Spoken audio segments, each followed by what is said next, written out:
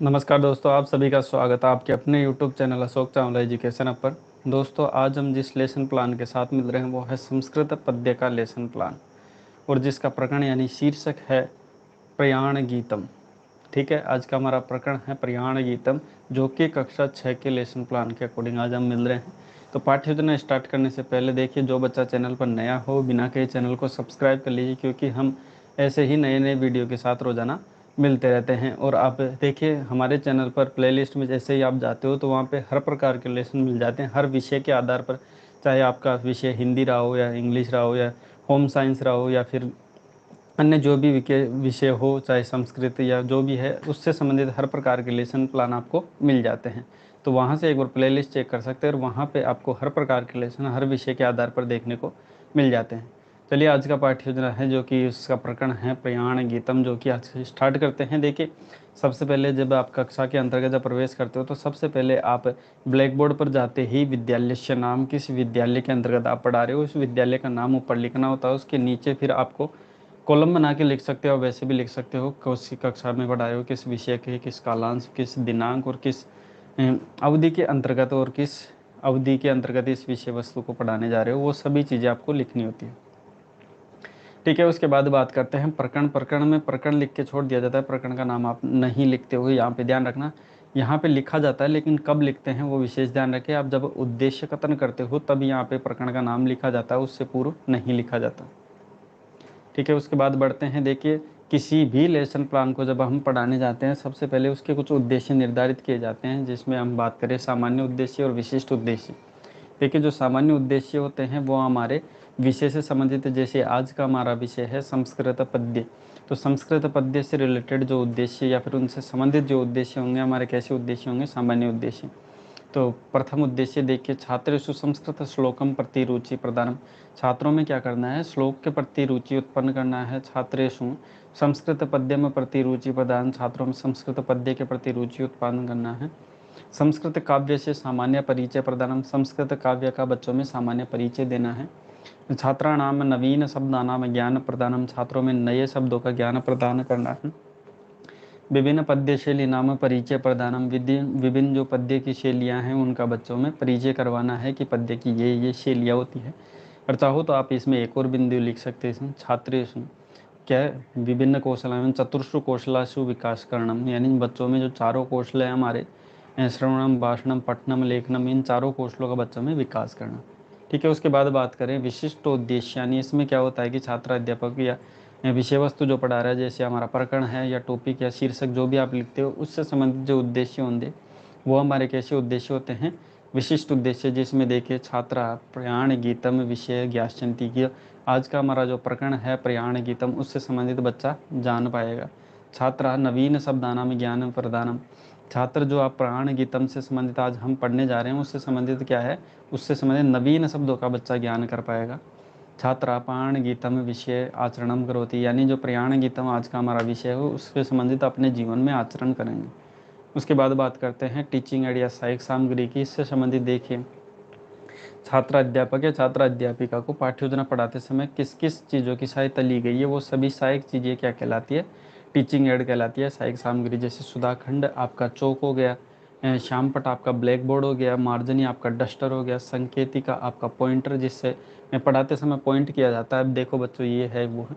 ठीक है, आकुंचन फलक जो आप लपेट फलक ले जाते हो, जिसे रोल बोर्ड होता है, उसे ही आकुंचन फलक हम कहा जाता है। संस्कृत में लपेट फलक को ही आकुंचन फलक लिखा जाता है, विशेष ध्यान रखिए। उसके बाद पूर्व ज्ञानम, अब छात्र जो विषय वस्तु पढ़ रहा है उस विषय से संबंधित बच्चों में पूर्व ज्ञान या प्रीवियस नॉलेज है या नहीं, वो जान लेना आवश्यक है।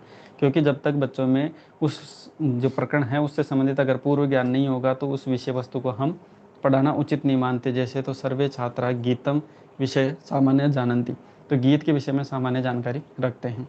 तो छात्र अध्यापक द्वारा या छात्र अध्यापिका द्वारा अगला बिंदु रखा जाता है प्रस्तावना प्रश्न। इसमें देखिए, छात्र अध्यापक क्रिया के द्वारा बच्चों को कुछ प्रश्न किया जाता है, जिसमें अपना विषय वस्तु या टॉपिक निकलवाने के लिए प्रश्न किए जाते हैं, और छात्र क्रिया में छात्रों द्वारा उन प्रश्नों का उत्तर दिया जाता है। तो पहला प्रश्न देखिए, विद्यालय के विषय पठन्ति, विद्यालय में कौन कौन से विषय पढ़ते हैं, हिंदी संस्कृतम आंग्लम, और भी विषय हैं, गणित वगैरह कुछ भी लिख सकते हैं। दूसरा देखिए संस्कृतम विषय कति भागा सन्ति, जो संस्कृत हम विषय पढ़ते हैं उसके कितने भाग किए जाते हैं, तो गद्य पद्य गीत श्लोक सुभाषित अन्य प्रकार के हैं। दूसरा नाटकम इत्यादि। प्रयाण गीतम विषय भवंत किम जानती, ये एक गीत ही है, ठीक है। प्रयाण गीतम, उस गीत से संबंधित बच्चा कितनी जानकारी रखता है, बच्चा गीत के संबंधित रखता है, लेकिन प्रयाण गीतम नवीन टॉपिक पढ़ रहा है, इससे संबंधित बच्चा समस्यात्मक हो जाता है। जहाँ पे बच्चा समस्यात्मक हो जाता है छात्र अध्यापक द्वारा अगला बिंदु रखा जाता है उद्देश्य कथनम। और उद्देश्य कथनम रखने का मुख्य उद्देश्य ये होता है, इसमें बच्चे के सामने जो हम टॉपिक पढ़ रहे हैं उसका उच्चारण किया जाता है। ब्लैक बोर्ड पर जो टॉपिक मैंने स्टार्टिंग में बताया था वहाँ पे खाली रखा था, उसको आपको अब भरना होता है, ठीक है, ये चीज़ें लिखने से पूर्व। प्रस्तुतिकरण, इसमें छात्र अध्यापक द्वारा जो विषय वस्तु पढ़ेंगे उसको क्या है, खोलने के लिए बच्चों से कहा जाता है, सभी बच्चे उस विषय वस्तु यानी उस बुक को खोलते हैं, उस पाठ को खोलते हैं।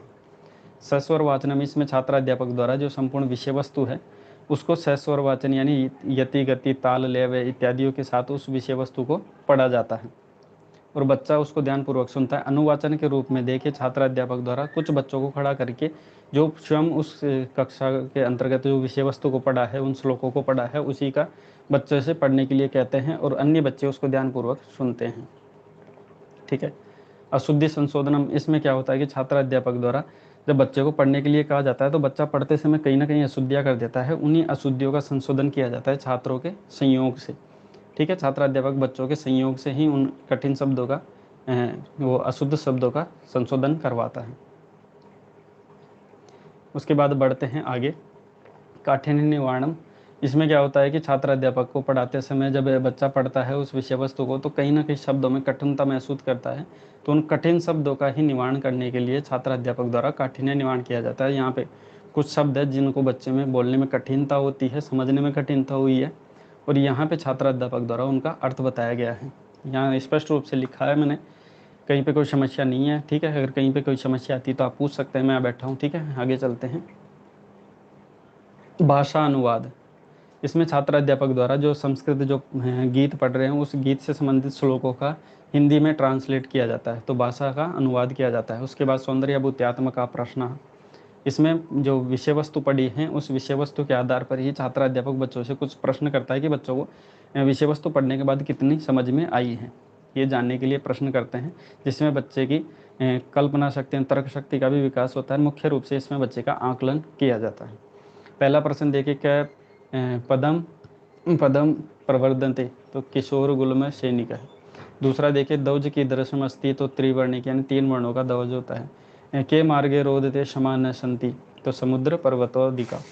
चौथा प्रश्न देखिए, किशोर गुलम सैनिक क इव समस्त वेरिनाशिक अस्ति, तो सूरवी सहायक।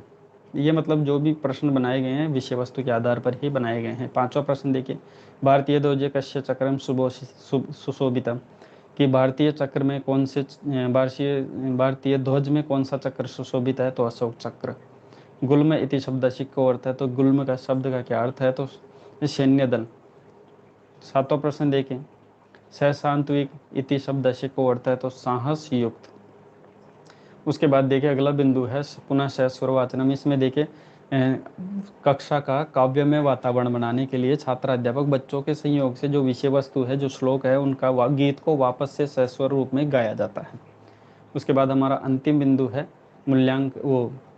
गृह कार्यम। इसमें क्या होता है कि छात्र अध्यापक द्वारा बच्चों की चिंतन शक्ति का विकास करने के लिए ऐसा प्रश्न दिया जाता है जिसमें बच्चे की संपूर्ण विषय वस्तु जो पढ़ी है उसका रिवीजन कर पाए घर जाने के बाद। तो प्रयाण गीतम पठित्वा कस्मय ज्ञानम प्राप्त, यानी प्राण गीतम पढ़ते समय हमारे को कैसा ज्ञान प्राप्त होता है। स्वविचारणम लिखित वाले, अपने विचार लिख के ले आए कि आपको इस गीत को पढ़ने के बाद कैसा महसूस हुआ है। तो दोस्तों आज की पाठ्य योजना जो कि यहाँ पे समाप्त होती है। प्रयाण गीतम जो कि आज का हमारा विषय था, जो कि संस्कृत पद्य की पाठ्य योजना थी और कक्षा 6 के लिए पाठ्य योजना थी, जिसकी PDF की लिंक थोड़ी देर बाद डिस्क्रिप्शन में अपलोड कर दी जाएगी, वहाँ से आप इजीली डाउनलोड करके इसको बना सकते हैं। किसी बच्चे को कोई नया लेसन प्लान या नई पाठ्य योजना आपको चाहिए, चाहे विषय कोई सा भी हो, अगर आपको चाहिए तो आप यहाँ पे हमारे व्हाट्सअप नंबर है, इस व्हाट्सअप नंबर पर आप विषय वस्तु भेज सकते हैं और जल्दी से जल्दी वो लेसन प्लान आपको प्रोवाइड करवा दिया जाता है हमारा channel Ashok Chawla education hub के माध्यम से। तो दोस्तों आज की पाठ्य यहाँ पे समाप्त होती है। मिलते हैं ऐसी नई रोचक पाठ्य योजना। वीडियो को जाते समय जरूर लाइक करिए। वीडियो देखने के लिए आपका बहुत बहुत धन्यवाद।